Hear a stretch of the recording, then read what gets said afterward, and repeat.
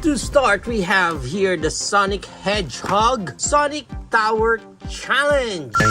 Pag na-unbox natin siya, nandito lang yung kanyang manual. And as you can see here nga, different pieces pa. Ang pinaka-material lang niya is hard cardboard siya. Hindi siya basta ordinary paper lang. So matigas naman siya. And pag i-assemble natin siya, first na gagawin mo is itong dalawang pinaka parang base natin is pagduduktungin lang natin siya ng this one, pag ganyan daw, and this one. Yan. So it's like parang mabubuo natin yung box doon. O, yun. Kita nyo ba yan? Yan.